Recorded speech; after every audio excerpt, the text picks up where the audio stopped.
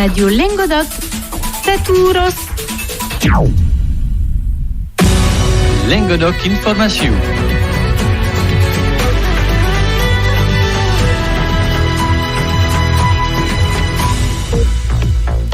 Dimarts 23 de novembre. Nous sommes le mardi 23 novembre. Adicias a toutes. Selon Nicolau et Baki, las informations. Les grands buffets récompensés. Boutenac, un cru en corbière, se déguste aussi en livre. Et une région du sud de l'Inde fait le pari d'une agriculture 100% vertueuse. Le prestigieux guide espagnol Le Guia Gourmand a décerné ce lundi le prix du meilleur restaurant de France 2022 au Grand Buffet au cours d'une cérémonie qui s'est tenue au sein de l'établissement narbonnais.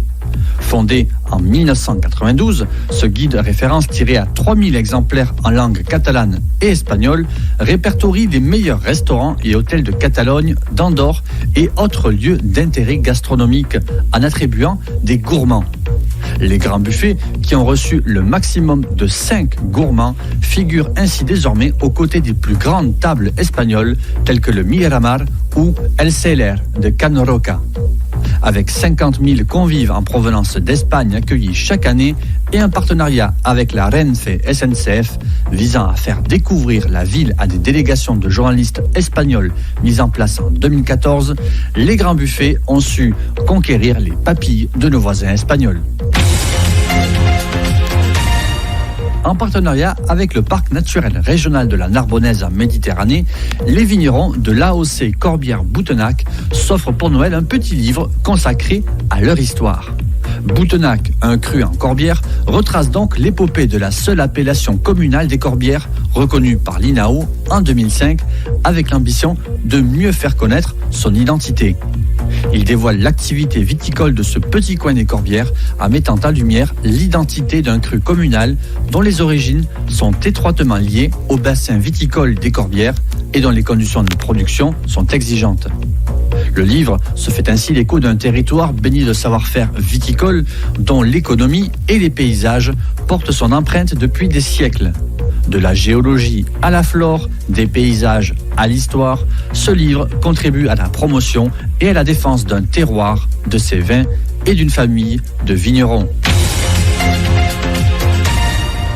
Dans le sud de l'Inde, la région agricole autour d'Anantapur, l'une des plus grandes du pays, est en pleine conversion vers une agriculture 100% naturelle, à rebours du modèle agricole indien. La terre compte 8 millions de paysans, dont Surendra Reddy.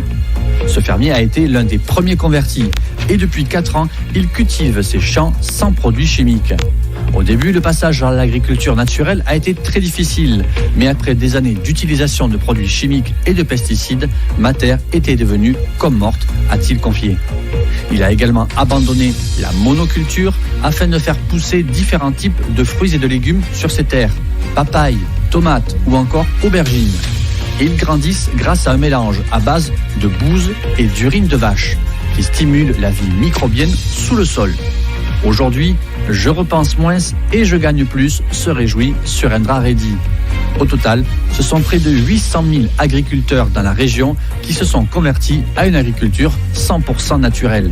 Et c'est le plus grand projet d'agroécologie au monde.